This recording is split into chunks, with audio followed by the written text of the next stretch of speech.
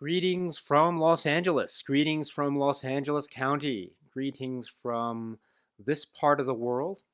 This part of the world is not Tokyo, but it is on the other side of the world or close to it. Greetings, greetings, greetings. This is Daisuke, and I very much hope that this video finds you well and in very good spirits wherever you are in the world. And I find myself in very good spirits indeed because I am very fortunate and lucky to be able to say that I can still continue on with watching movies, watching a lot of great films, a lot of great examples of cinema, this great thing which we all love, which is cinema, and watching a lot of films on what I like to call my own personal film journey or cinema journey.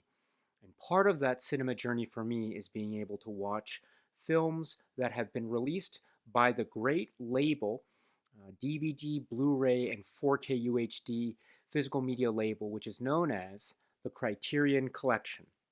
The Criterion Collection has released so many great titles this year, and if it's okay with you, my dear friends, let us, you and I, continue on with our journeys, our discussions, our discoveries, and our explorations with respect to the recent releases made by the Criterion Collection during this year of 2023.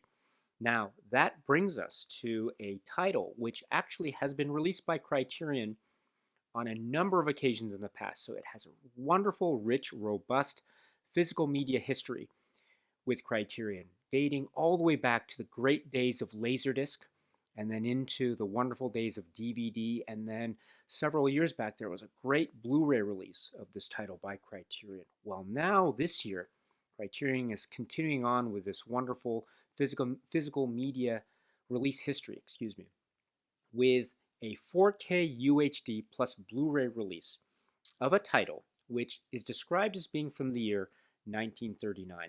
Now, there is some interesting background detail about the actual release history of this from 1939 into the war years and beyond. We'll talk a little bit about that later in this video, but for now, let us refer to this as being released in the year 1939.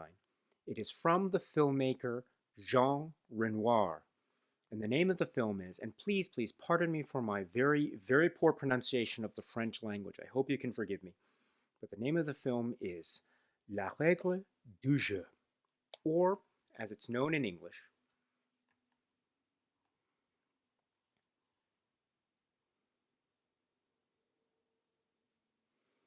The Rules of the Game.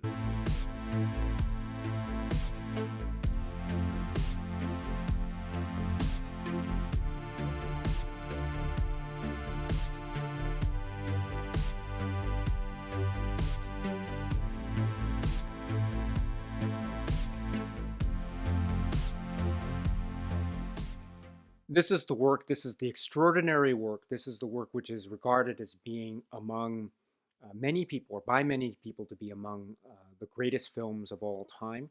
And this is a work which is so highly celebrated and so richly rewarding, so packed and dense with ideas and plots and subplots and parallels and mirroring and shattering of the mirroring image and characters and pairings and double cross and triple cross and miscommunication and emotional depth and security and insecurity and perhaps lies and deceit, as well as hope and possibilities forward, dreams and ambition, and also lies and vulgarity in this wonderfully minute and intricate package of a film, which is like a clockwork piece of a cinematic genius. It is so pristine, it is so precise, and it is so nuanced and filled with many details.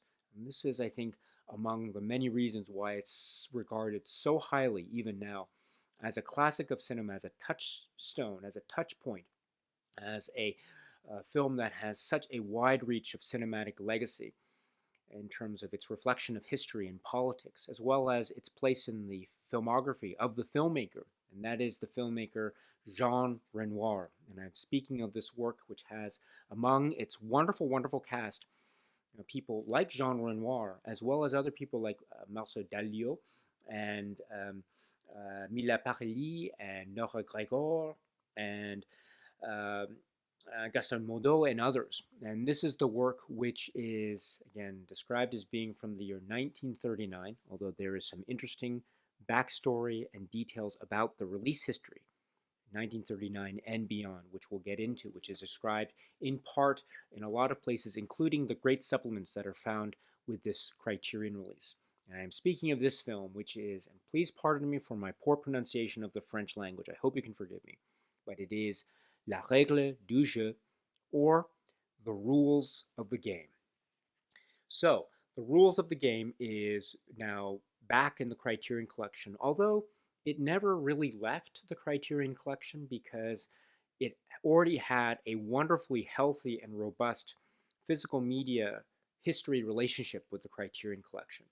It had, for example, seen a great release many years ago on a Criterion Laserdisc.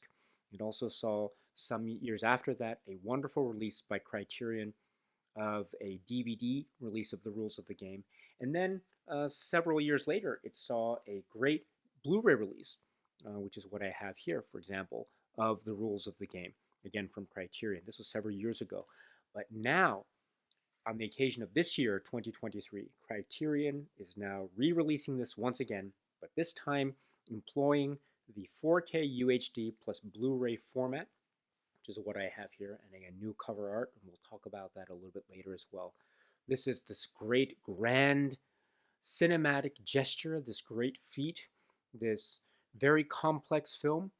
It is a comedy of errors, it is a comedy of manners, it's also a type of scathing political indictment. It is also very threatening, it is also very funny and witty, it's also very unnerving and subversive, it's also very charming and delightful. It also has a very, one could say almost a nuanced and perhaps even sinister edge to it. And it's all combined in this confectionery of a film, again, tweaked and polished and almost like a clockwork. You wind it up and then you let it go and see where it takes you. And the places that it takes you, my dear friends, are unknown and disturbing and perhaps emotionally satisfying on the one hand, but also leads to questions that, again, continue the conversation about this great, great film ever since its release all the way to the present day, I would say. And of course, I'm speaking of this film, La Règle du Jeu, or The Rules of the Game. There's so much to say about this film, so much to say about what Criterion has done once again with respect to presenting this film, as well as providing us, the viewer, and the consumer of this product, the chance to be able to rediscover or relive this film and to explore and to find out more about the production history as well, because there's a lot of the supplements that is packed that provides you with the opportunity to start your own journey, your Jean Renoir journey, or your Rules of the Game journey, as the case may be. But one place, and we'll talk a little bit about that in the course of this video a little bit later as far as the supplements are concerned. But one thing I think we can talk about, or begin to talk about, is the general plot or story structure of this work. And indeed, within that context, I think one of the places we can turn to is the characters that occupy the space of the story or plot. There are many stories, many plots, many subplots that are engaged with. There are many characters that are part of the space. And I think from the outset, we meet one of our main characters, who is this pilot, this heroic pilot, André Jurieu, who is, we understand, at the very outset of the film, has achieved this wonderful heroic feat, which is celebrated the world over. But is that on the forefront of his mind and heart? Indeed, no. Far from it. In fact, what it seems to be preoccupying his mind and his heart are the thoughts and the feelings that he has with regard to the woman that he loves, Christine, and this type of disappointment that he seems to be feeling immediately. So he is heartbroken because he is in love with this woman who hasn't showed up to this celebration. So, and he is very visibly upset. Now, this sets the scene for a number of things already. So we've introduced the idea of André, who is in love with Christine, who is in turn married to Robert, the Marquis, who's portrayed by Dalio, and Christine, portrayed by Nora Gregor. Andre, the pilot, is also friends with Octave, who is portrayed by Jean Renoir, who is also friends with Christine, who seem to have this past in terms of all the way back to many years in terms of their childhood and growing up. He seems to be maybe in many ways someone who maybe knows the scene, knows the situation. Octave, is portrayed by Jean Renoir, is another example of a very complex character in this world that is beginning to set up. Now, going back to the characters, we understand too that Christine, the woman with whom Andre, the pilot, is in love, is herself with the Marquis, Robert, the Dalio character. Now, Robert, the Marquis, is himself having an affair with another woman. This is Geneviève, who we see early on too, are maybe in the downslope of their own affair. Who knows? Is it going to continue on somewhere, or is it reaching some kind of end, some kind of finality? Who knows? That's also part of the intrigue of the film. Now, adding another layer to this, we have not just, quote unquote, the upstairs bourgeois upper classes that are being portrayed here, but we also have, quote unquote, the downstairs, the servant class. And this is portrayed by the maid, Lisette, who is with Christine, but also Lisette has her husband, Schumacher. And also we understand too that throughout the course of the film, when things proceed and progress, there will also be people, and indeed one person in particular, that will fall into what might be formed as in terms of a love triangle and threatening the relationship between Lisette and her husband. And this is the form of the poacher, Marceau. But we'll talk about, well, we can in fact talk about that now, because this leads the film to a really complex area. I mean, it was already complex to begin with. That's just the beginning of the film. Then, through a set of circumstances, the Marquis invites everyone to a hunting party at his chateau in the country. And it is a grand place. It is also an exhibition of wealth. It is also a further understanding, or perhaps subterfuge, for a type of, say, critique of the upper classes during this time, especially considering the what is known as the interwar years, or as Jean Renoir has phrased it, a film that takes place between Munich and the outbreak of World War II. This is also very key when understanding or how one can view this lens that Jean Renoir seems to be presenting in terms of class and class dynamics and the frivolity and the sort of chaotic frivolity that seems to be on display. Now that is brought to a head at this hunting party because we have all these characters that we understand have this wound up tension already established from the first, say, 5, 10, 15 minutes of the film. All these relationships, all these secret relationships, all these secret feelings, all these submerged tensions, these jealousies that are sparked, the threats to relationships, the starts of relationships, the ends of relationships, perhaps secret feelings that have yet to emerge but that might emerge later on amongst all these characters.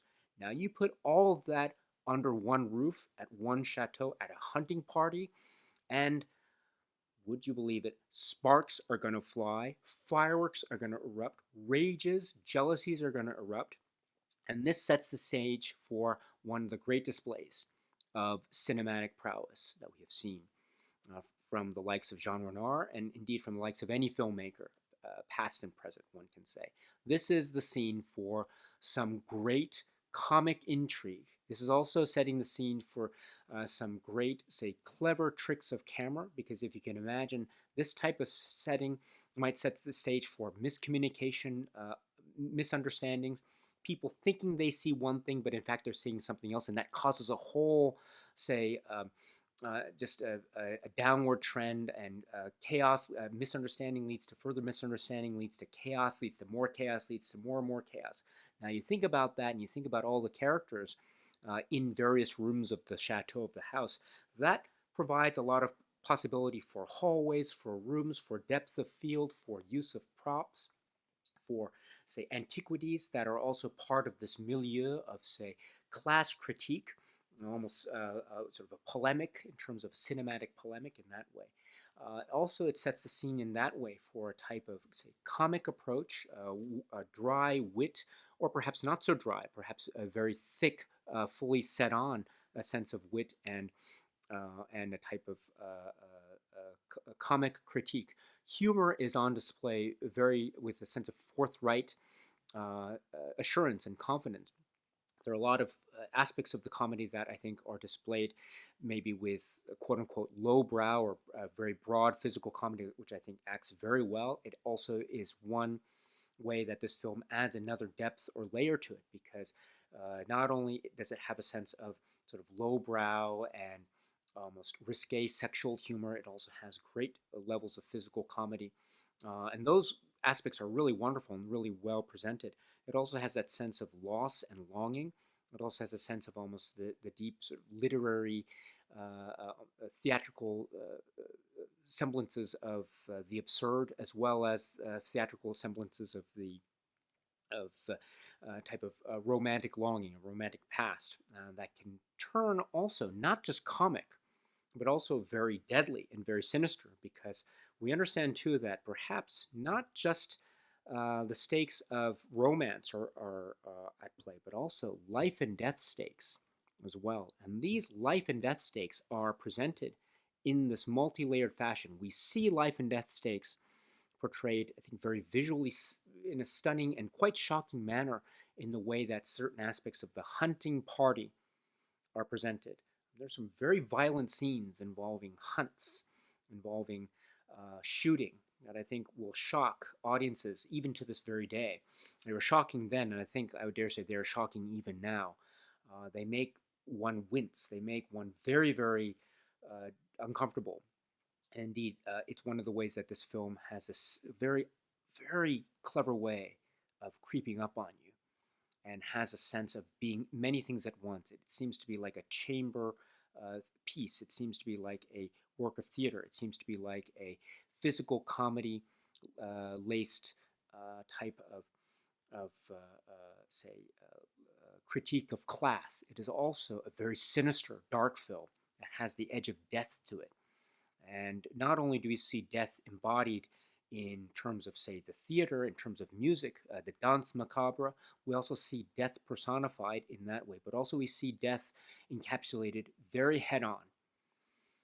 We see it head on as the drama unfolds, we see it head on as the hunt unfolds, and we also feel it because we understand that in the air, even though the characters might seem to be ignoring it, maybe the characters might be totally oblivious to what's going on outside of the frame of the cinema, but we know it.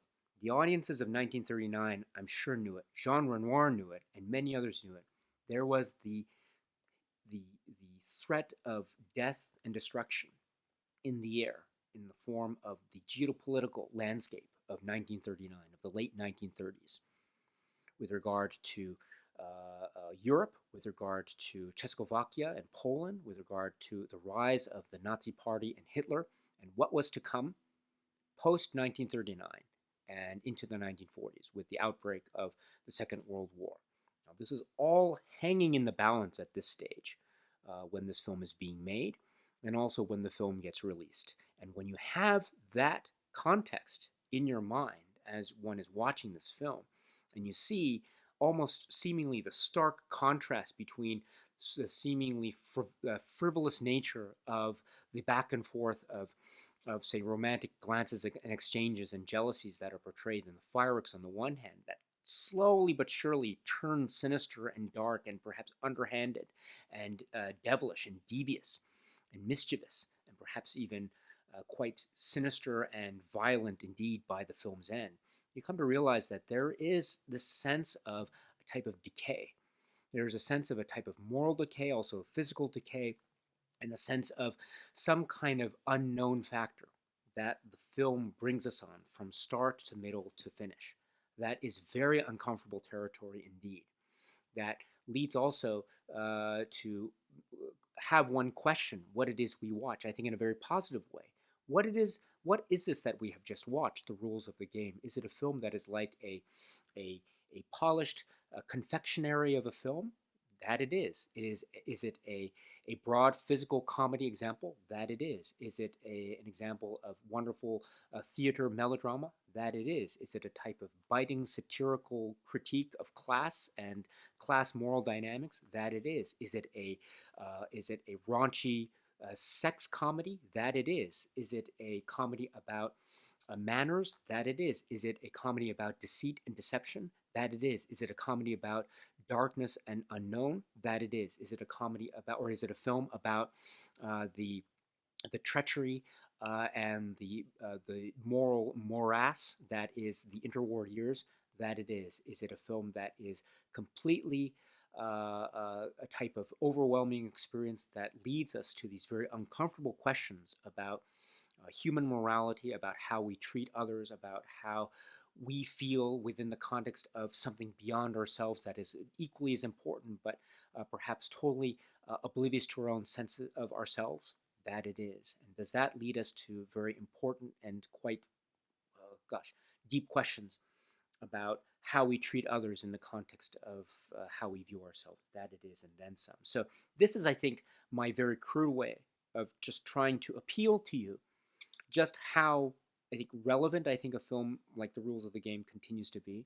I think how wonderfully satirical it is, how very subversive it is, also how very clever it is. It has such a tight rope to walk because every single piece matters, and it's an ensemble piece that is so tightly configured to the point of being so geniusly constructed. And so I think that is one of the great strengths of the film, and that is one of the ways in which that is the film is celebrated the world over. You see this also in the way that the music is intertwined with it, the way that, as I mentioned before, characters appear in various forms, various depths of field, the way in which items and visages are compared. There's some very famous scenes involving pieces of antiquity and statues and little trinkets and toys that, at the end of the day, just add to the sense of the absurdity. But we can see links of absurdity in the way that the characters compose themselves, especially given the life and death stakes that are very slowly but surely emerging throughout the plot. And so, for these and other reasons, this film has a very biting edge to it that, when one is reminded of this, one can then realize and understand and perhaps begin to quite become involved in a wonderful, say, exploration of this film and an understanding as to why this film is considered or was considered to be so volatile, and why this film has a very, shall we say, a very rich and quite a almost controversial history to it. And we'll get into that when we get to the discussion of the supplements, because the supplements for this Criterion release are so great. They have always been great. They have presented a great place to start in terms of an exploration of this film, La Règle du Jeu. They have provided great points of, say, historical context, which I think is really important. It adds to the great benefit of viewing this film over and over again. And every time I see this film, I mean, the cliche, I think, is oft used, but it's oft used because it's very apropos. And that is, every time I see this film, I find something new. Every time I see this film, I think, maybe I am going to align myself with this character. Maybe, but the next time I watch it, I think that the character that I thought was a good person one viewing maybe is not such a good person in another viewing. Or maybe I can begin to understand why this character is acting this way. I might not like it, but I can begin to understand it. Or I see in the background certain details of the decor, of the way in which the danse macabre carries out, the way in which mechanics and technology seem to be overtaking the will of the piano player and that sort of thing. It's almost like a maybe an eerie, foreboding comment about AI. I'm not sure one can take it that far, but the point is that I think this film, Rules of the Game, is so subjected to many multiple viewings. Every time it's subjected to multiple viewings, it brings to light even more possibility of interpretation and richness and a type of reading and rereading and rereading of this film that is always so commanding and always so overwhelming, and it's so engaging. It's like a puzzle box that is welcoming and inviting, but when it invites you and welcomes you in, it is gonna give you so many almost senses of the emotional gut punches. It's going to give you those feelings of being almost off balance or pushed off balance, perhaps to the point of not even realizing that you've been pushed off balance until the very last end credit appears on the screen there. It is that clever. It is that rich. It is a puzzle box. It is a confectionery treat of the senses of cinema. It is also a scathing indictment. It is so rewarding. It has been watched so many times. It has a very troubled, controversial history, both in terms of its release and also in terms of its physical medium, in terms of the versions that have existed or not existed, as the case may be, how it was restored in the late 1950s to its grand glory, almost reestablishing Jean Renoir, whose career was maybe in many respects from the critical circles under threat because of the lack of critical success of this film. Again, this is something that we can talk about when we get into the great supplements of this film. But this is all, again, taken into the context of the interwar years, as Jean Renoir himself has said, a very important piece of cinematic history that is a reflection of history, this moment in time, this moment of time that is so key, critical, and so far-reaching between Munich and the outbreak of World War II. This is the period in time in which this film emerged, La Règle du Jeu, or Rules of the Game. And because of that and other reasons, this film captivates with a sense of magnetism, with a sense of awe, with a sense of shock and horror, and with a sense of comedy and wit and cleverness that is that can be further revealed every single time you watch this film again and again and again and again. And for that purpose, my dear friends, we have none other than the Criterion Collection with its new release of this film, the 4K UHD Blu-ray combo edition, to help you along the way for an exploration of this brilliant work, La Règle du Jeu, or The Rules of the Game. The Criterion Collection has released this film, The Rules of the Game, on this 4K UHD plus Blu-ray combo edition.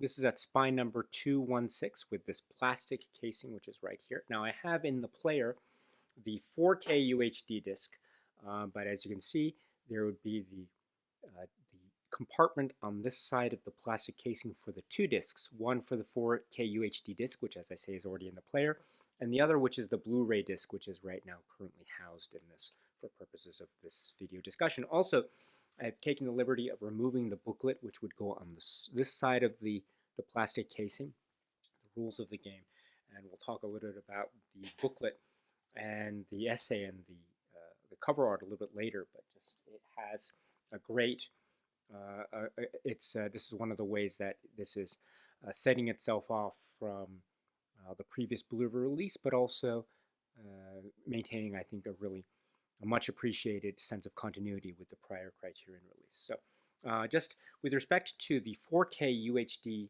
presentation of this, let me refer you to the page in the booklet which refers to this, page 46, and it says about the master, and I quote, "The original negative for The Rules of the Game was destroyed during a World War II bombing raid. In 1959, with Jean Renoir's approval, the movie was reconstructed by Jean Gaborit and Jacques Durand, resulting in the 106-minute version. This new 4K digital restoration was undertaken in 2021 by the Cinémathèque Française and Les Grands Films Classiques in collaboration with the Criterion Collection, Janus Films, and the Cinémathèque Suisse, with additional funding from Chanel. The image was restored by Vivanti from the mostly nitrate composite dupe negative. The sound was restored by Elie Diapason from the nitrate optical soundtrack negative and the sound negative from the 1959 mix. Additional audio restoration was completed by the Criterion Collection." So that's with respect to the 4K UHD. Now regarding the HD or the Blu-ray release, it also says, "The HD master from 2003 presented on the Blu-ray was created by the Criterion Collection from a 35mm fine-grained master processed directly from the reconstruction negative pieced together by Gaborit and Durand at the French lab GTC. The original monaural soundtrack was remastered from a 35mm magnetic audio track. Disc mastering, Pixelogic Media. So that is what it says on page 46 of this new booklet. Now, I have seen this film a number of times. I wouldn't call myself an expert when it comes to this film. There are many great experts in this, and I am certainly not one of them. I am a casual fan, and I know this film from my viewing of this. I've never seen it as a print in the theater, unfortunately, so I've never had that opportunity. But I have seen it a number of times on physical media, including or relying, I think, most definitely on the Criterion Collection releases, up to the recent release on Blu-ray, which preceded this. And so I relied on that release, which is also, I should say, the Blu-ray release from it describes as being from 2003. Now that, I understand, is the same presentation, which is part of this Blu-ray right here. So when you're going to get this and you're going to get the Blu-ray, that's the information regarding 2003, which is part of the transfer with respect to the HD master. But when you put in the 4K UHD disc, what you're getting here, you're getting the results of this new restoration from a couple years back. And I must say that I was very, very taken with it. I have a very, say, amateurish eye and amateurish ear when it comes to the technical aspects, and I have no command over how to explain it in specific technical aspects. So I apologize for my lack of vocabulary when it comes to this. But what I can say too is that I have a great affinity for how this film looks on Blu-ray. And so for those who have the, say, previous Criterion release on Blu-ray, you're still in good hands. And the way it looks and sounds is quite remarkable. And I don't see, on the one hand, any super huge divide between how I viewed the film on the 4K UHD disc for this new release and how I viewed the film up to now with the prior Blu-ray release, which is also the Blu-ray disc here. So there doesn't seem to be any huge divide from my vantage point, my eyes and my ears. So therefore, for those who are relying on the Blu-ray disc and want to have that and not necessarily want to dip your toe in the rules of the game 4K UHD waters, that's fine. I'm completely in support of that. Or even if you have the previous DVD release, which is also quite marvelous from Criterion, that's also fine too. I have that as well, and I'm very much very taken with those releases. I have the Laserdisc as well, so I've been very much a fan of Criterion, what it's done with the various formats, up to the DVD and also the Blu-ray release. But that being said, if I had my choice of which format to rely on from this point onward, I would go with the 4K for me. The 4K, the way that the black and white looks, I don't know if I'm explaining myself well, but there is a type of sharpness to it, which I think is so important. Now, the sharpness is there in the Blu-ray from my eyes, but it seems to be all that more pronounced, ever so slightly in some areas and perhaps more pronounced in other areas. But I think that's so important, and it makes me even more aware of just how key and critical, for instance, some scenes involving characters doing a lot of physical activity in one part of the frame, and then other characters doing a lot of different physical activities in the other part of the frame, and how they're connected and how they're also distant at the same time. Now, this type of crispness and sharpness of the, say, the contours of the black and white photography, now this makes this give me a type of psychological effect. Makes me realize just how connected and also how displaced the characters are within the same frame. Now, I don't know if I'm making that much sense, but it means, therefore, that characters that appear in the foreground have this type of crisp contrast to them that I think make them even more pronounced with things in the background. And also you see details of, say, the decor that I think make things even more robust indeed. Outlines of figures, for example, that are otherwise clouded in shadow, I think make for some very intriguing interplay indeed. So not that I didn't get that experience with the older Blu-ray. On the contrary, I got that very much so. But for me and the 4K presentation, the sound of it, but in particular the look of it, I would say that that is for me the place that I will go, and I'm very, very, very pleased with how this looks and feels. And I have the menu portraying here in the background, and you can get a little sense of it, perhaps. But again, the screen here in my television screen doesn't do it justice, and you have to actually watch the film itself. You go into the film itself and play it and feel it and watch it and experience it for yourself to get a sense of this. And for me, this is, I think, my way of trying to explain how I have great respect for the releases in the past. But for me, this is the go-to place to go where, for me, when I'm going to rewatch this film in the future. So I'm very pleased with the 4K UHD presentation indeed. Now, we should also keep in mind that the 4K UHD disc has the film and also has the commentary. So let me scroll down here so you can see there in the background. I hope you can see it. I'm scrolling down and pressing the commentary button. There we go. And it'll have the option of watching the film with the soundtrack and also watching the film with the optional commentary track. This is from 1989. So we'll talk a little bit about the commentary track momentarily. So that's on the 4K disc. On the Blu-ray disc, you'll get the film and the commentary track option plus the option of watching the supplements. So the supplements will be found on the Blu-ray disc anyway. But in any event, that is my take on the 4K disc or 4K presentation, which I think is absolutely splendid and definitely worth checking out if you're a fan of this film. If you have the film on Blu-ray and you're happy with it, that's fine.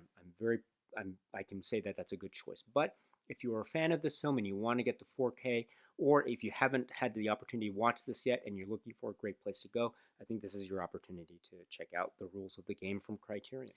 And now let us turn to some other aspects of this release. And so let us focus on what we can find in terms of the commentary track. Now, the commentary track is from 1989, and this is the commentary track by, or read by, Peter Bogdanovich, the very famous Peter Bogdanovich. And he is reading text, the commentary track text, which we understand is prepared by Alexander Sesonske. Now, I should point out that Alexander Sesonske is a great French film scholar and Jean Renoir film expert. And his work, which is called Jean Renoir, The French Films, 1924 to 1939.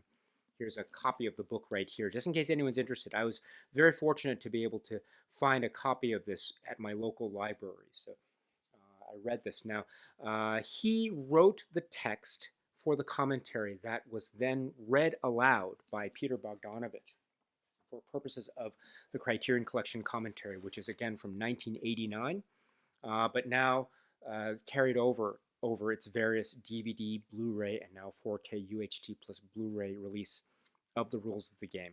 Now, you can watch the film, with the commentary track on the 4K disc, which I had previously, or you can watch it on the Blu-ray disc, which is what I have in the player right now. I should point out, too, that the 4K disc menu has a slight difference from the Blu-ray disc menu in terms of this slight sepia tone quality to the menu aspect itself. It's not, to my eyes, affecting the actual image when you watch the film itself on Blu-ray versus 4K. But that's just the way the menu looks. So just for your information, just in case you're interested. But in any event, the commentary track is available on the film when you watch it either on the 4K or on the Blu-ray disc. Now, if you haven't heard this commentary track, please do so. It is great. It has a sense of a brisk pace to it. There's so much information packed to it. You can get a sense too of the points that are spoken about, because you can also get an essay, a very brief essay, kind of overview essay by Sesonske, which is also included as part of the booklet too.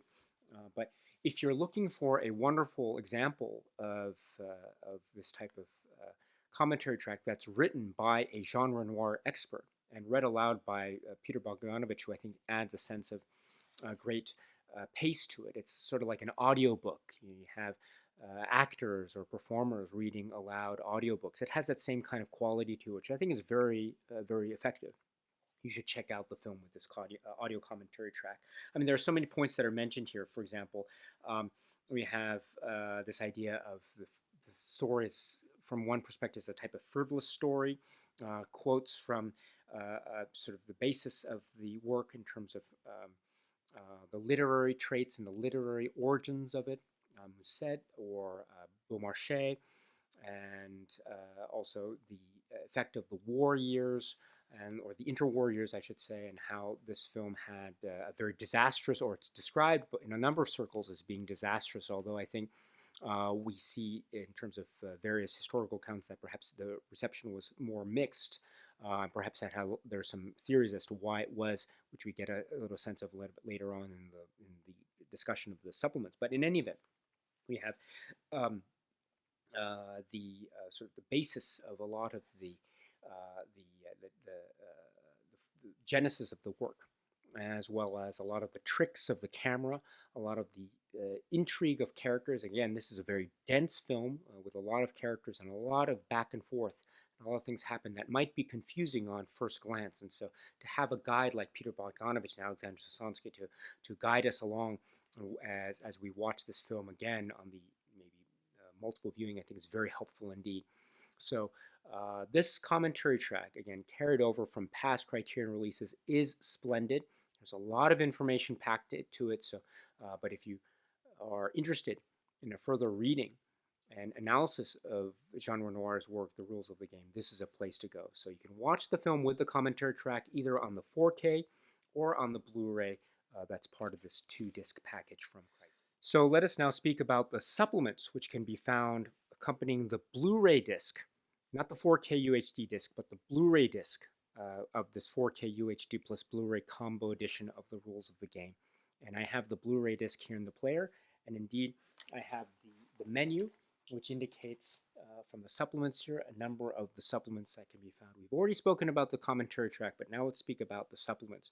Now, first up we have Renoir Introduction, and this is approximately 6 minutes, and this is from Jean Renoir himself.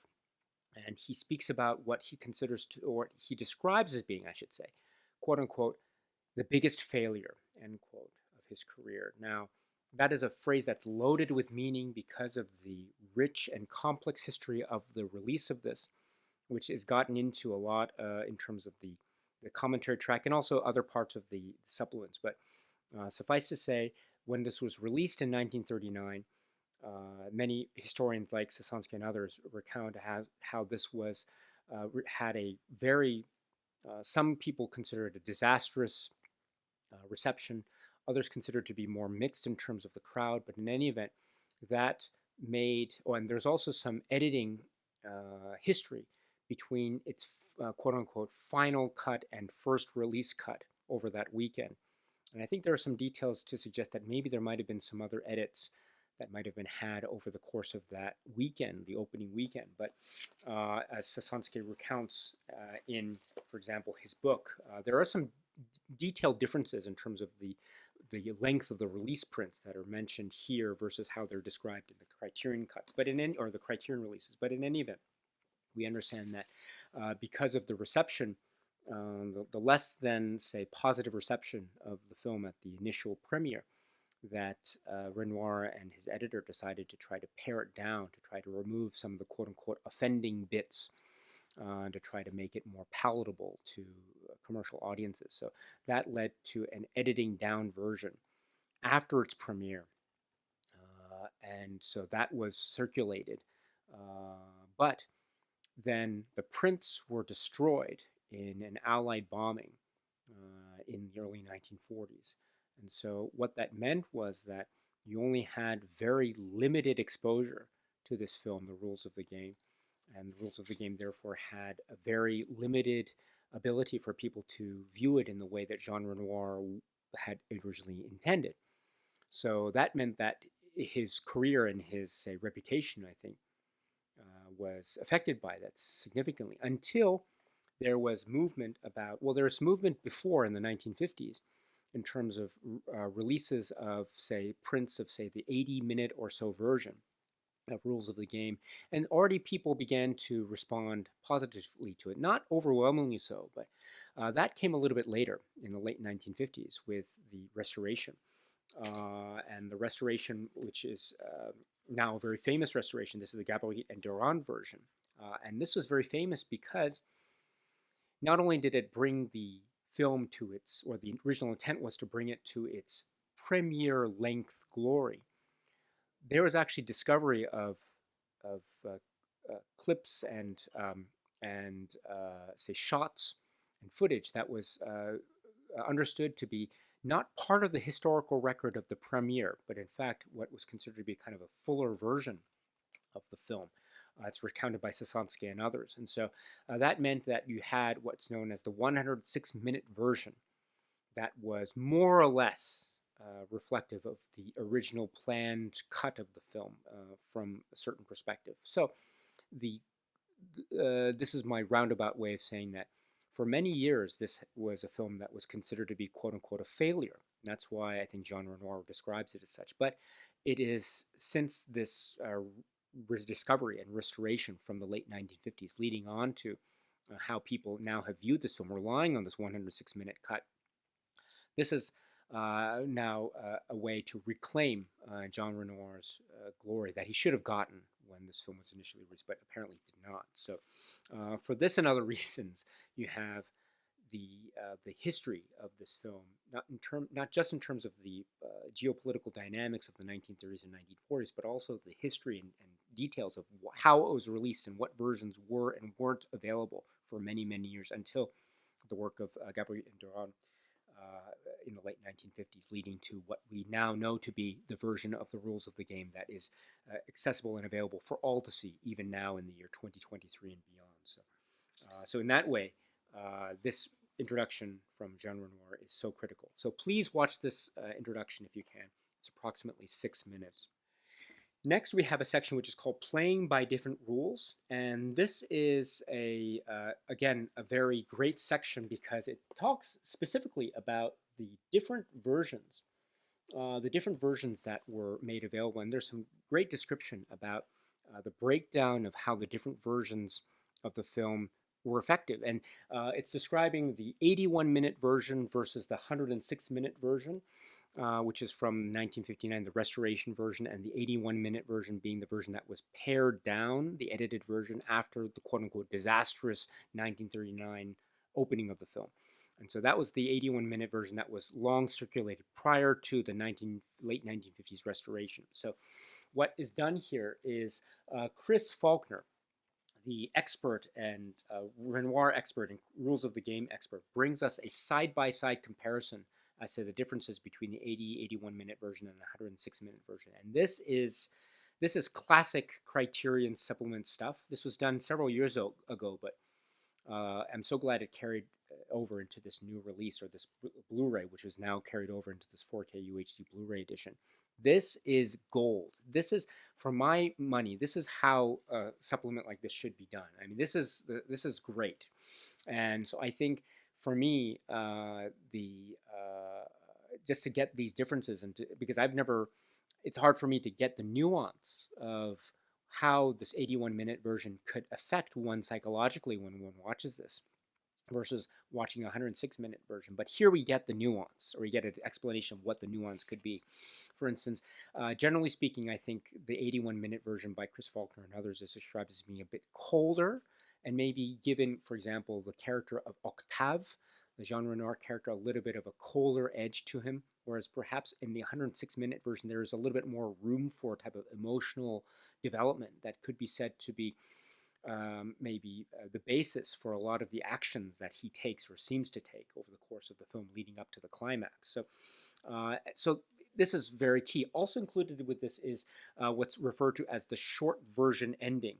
And this is totaling 13 minutes. And it's actually, the versions are the same up to a certain point.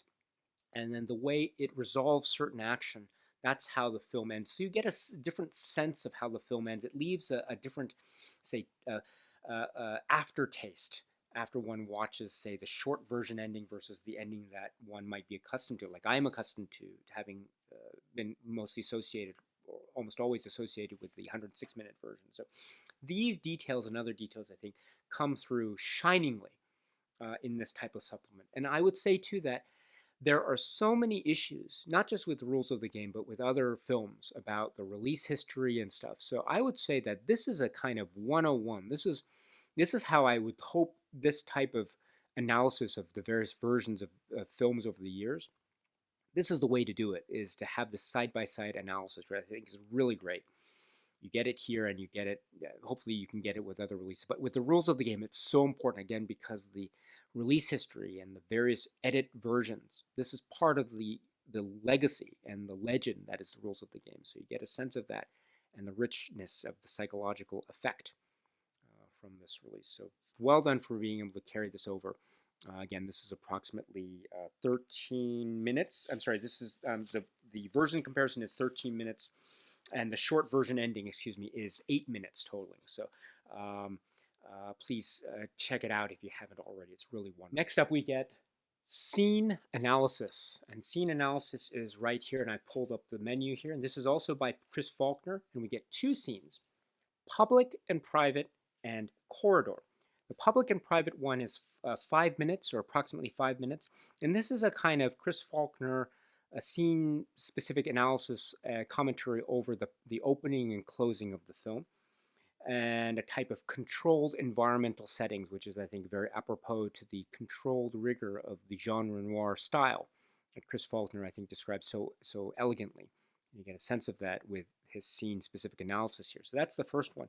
And the second one is corridor. This is approximately 2 minutes.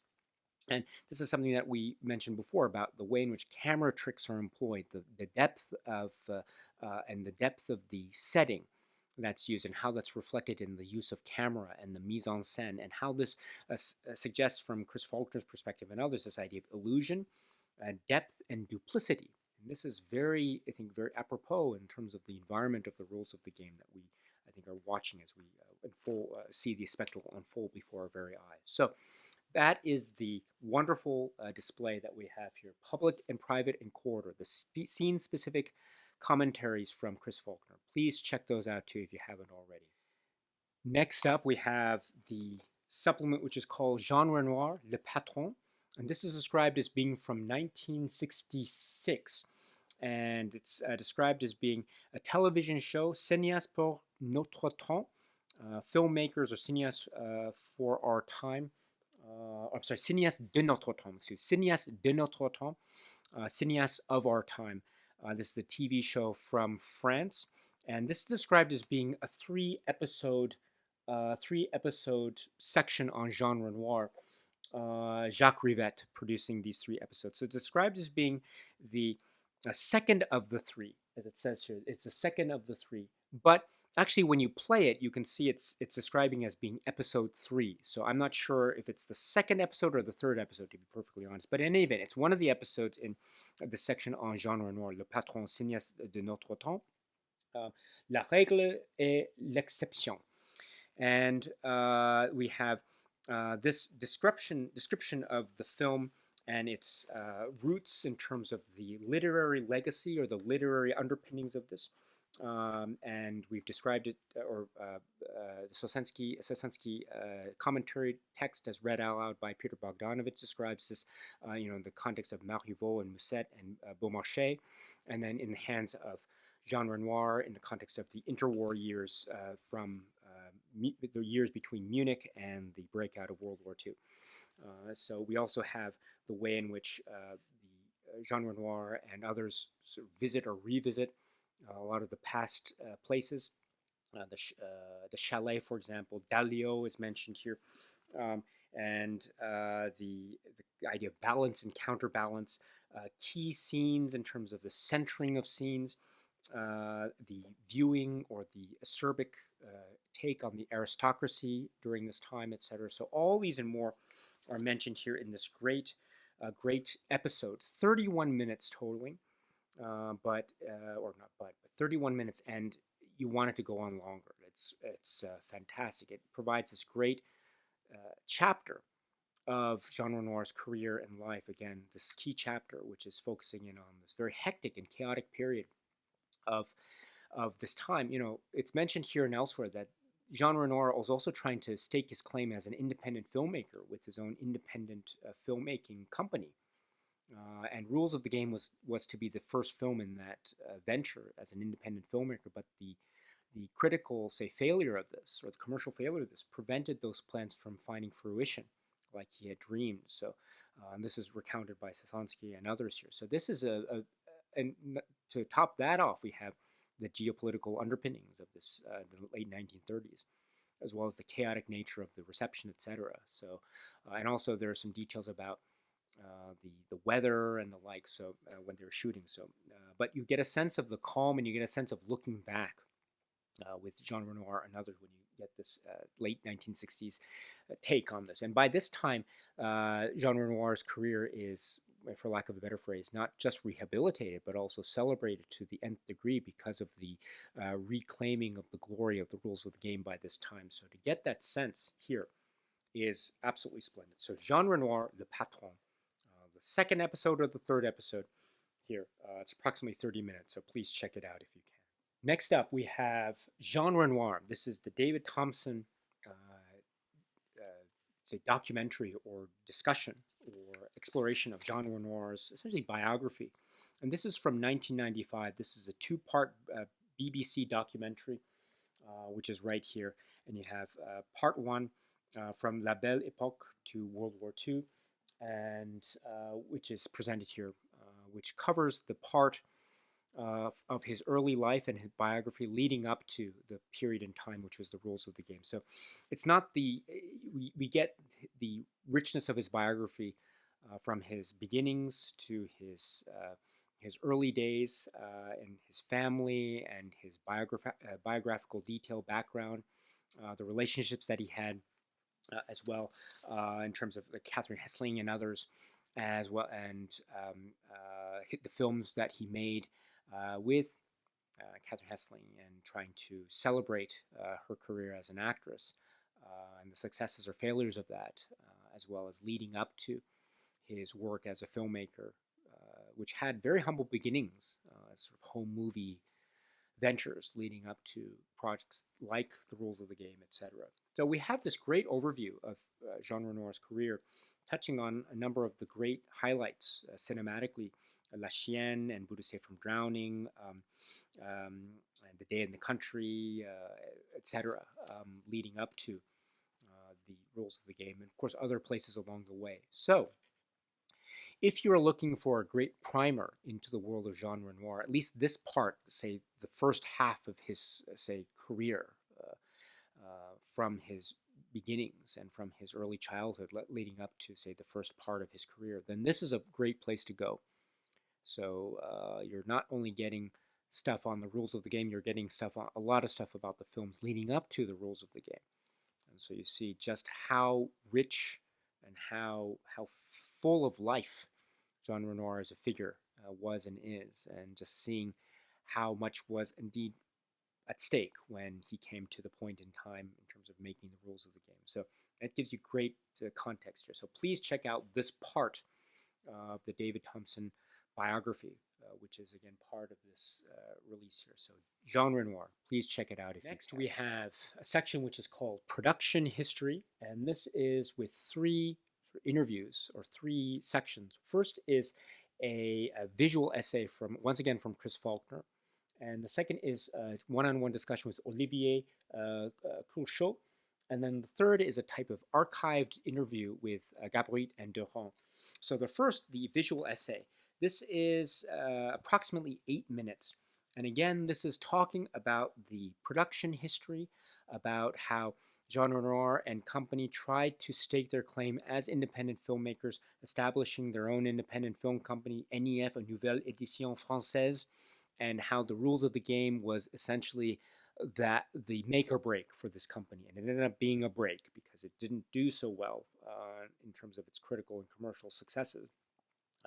And also the idea of the production history, a number of the details did emerge in the context of the supplement, and also, the commentary track, as well as other things as well as part of these supplements. But here's a great place to go in terms of the various versions, the version history, the quote-unquote disastrous premiere of 39, and the various edits, what happened in the 40s in terms of the bombing and the destruction of the prince, but then its rediscovery by Gabriel Durand, etc., in late 1950s, leading to 1959, the quote-unquote longer version. So this and other details emerge very, very clearly and concisely in this great visual essay by Chris Faulkner, who is already established in the context of the Criterion supplements and elsewhere as being the Jean Renoir expert and the rules of the game expert. So please check this out if you can. That's the first one. And then the next one is Olivier Courchot. This is a one-on-one discussion with yet another expert in the career and life and times of Jean Renoir, including the rules of the game, approximately 27 minutes. And here we have his discussion and his dissection of the development of the story, of the characters, again, the derivations from Marivaux and Musset and Beaumarchais in the hands of Jean Renoir in the context of the late 30s and the history of Europe, the continental geopolitical dynamics of the time. And also the very intricate and very interesting casting history of this film. A number of the actors that were originally intended to play certain roles ended up not being certain roles. Perhaps one of the great notable examples of that is how Nora Gregor, Christine, how she ended up being cast, which is a very interesting story in and of itself. And this idea of how it's almost like a potluck, which is, I think, a great way of describing it. You get out what you bring into the film.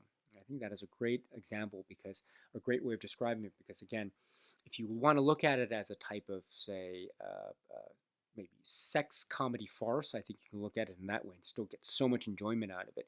If you want to look at it as a biting commentary of the times and the aristocracy, you can get a great look at it. If you want to look at it maybe in a grander, say, societal critique, society writ large, I think you can also look at it in that context too, during the interwar years, etc. Or you can look at it in the context of Jean Renoir's career, or you can look at it as all of the above and then some. So for these and other reasons, I think this discussion by Olivier Courchot is top-notch. And it was included in past releases before, but now it's included once again. So now is your opportunity to check it out if you haven't already. So that's part of the package here, 27 minutes or so. And then the third here is Gaborit and Durand. This is referring to the two restorers from the late 1950s who discovered a lot of the unearthed footage that had hitherto not been made available in the 81-minute version or so. So this was like a treasure trove. This was a huge find at the time, and it now sets the stage for what we now know as being the quote-unquote 106 or so minute version of the film that is now made available for all to see in future generations, including the generation of 2023 and beyond for the Criterion Collection release, the 4K UHD release here. So this is approximately 10 minutes. Restoration is such a key thing. It's a key aspect of current releases. It's also key, it was always key even in the 1950s, and the discovery and rediscovery of films was such a big topical discussion point even in the 1950s. But I say even, but we should, it is a reminder too of just the state of the delicate nature of cinema, especially in Europe in the war, and how things could have been destroyed and were destroyed. And so a lot of things were just left to the chances and the chaos of bombings and the like, such as the rules of the game. So it was only through, say, miracle, chance, a lot of hard work and dedication by a lot of people, including Gaborit and Durand, that we got the version of the rules of the game that we are now able to see, and that, again, reestablished Jean Renoir to the throne of glory that was so rightly his back in 1939, but that was so almost kind of cruelly taken from him because of the quote-unquote disastrous premiere. Incidentally, I should mention too, Olivier Courchot posits a theory about the quote-unquote disastrous premiere as to why it was really so disastrous, and maybe there were some plots that were hatched that might have had something to do with why people reacted the way they did.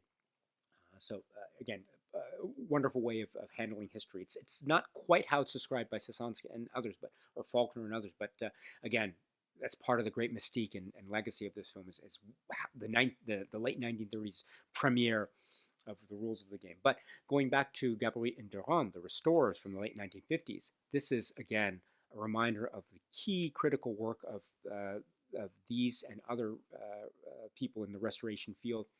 And it's so important in the history of the rules of the game. So we get 10 minutes with them speaking, and it's worth every bit of that. So please check it out if you can. And next up, we have a section called Interviews, and we have 3 interviews. Max Douy and Mila Parilly and Alain Renoir. So we have the first interview, Max Dewey, which is described as being from June 2003, approximately 9 minutes. Production designer, so production designer history, working with Renoir, certain key production design sequences, such as, for example, the very famous sequences outside the chalet, the greenhouse, which is very visually stunning, but also plays a very key role in terms of viewing and interpreting and understanding and misunderstanding, etc. So there are some very key details that emerge in this discussion. It's a great discussion. Max Dewey, production designer, approximately 9 minutes. Next is Mila Parly, who's Geneviève, one of the key characters in the film. We meet her early on in her affair with the Marquis, and there's a very famous sequence involving statues, and also she's part of the hunt. She's also mentions here about Chanel and the rain and shooting on location and working with Jean Renoir. And she has this great description, friendship at first sight, which I think is really cool. And mentions how she feels about her voice and her look and appearance. So, but Parly brings such a sense of elegance and also a tone in terms of her very presence that is very much part of the proceedings. Also, creates a great contrast with the other characters, such as Dalio, such as Nora Gregor and others, and such as Jean Renoir and others, and Lisette, etc. So, and then the Chanel connection, etc. So it's so cool. This is so cool. Again, part of history reliving itself or presenting itself again for all to see. This is described as being from 1995. And then the next of the interviews is Alain Renoir. So we have, here we go, the son of Jean Renoir, Alain Renoir, who's speaking here. This is also described as being from 2003. It's approximately 18 minutes. He speaks here about his father, his mother. He speaks about working with Jean, working in the context of memories of Jean Renoir, his father, and also the filmmaker. Discussions about sort of film rules of the game. Nora Gregor comes up. Sort of political uncertainty discussion comes up.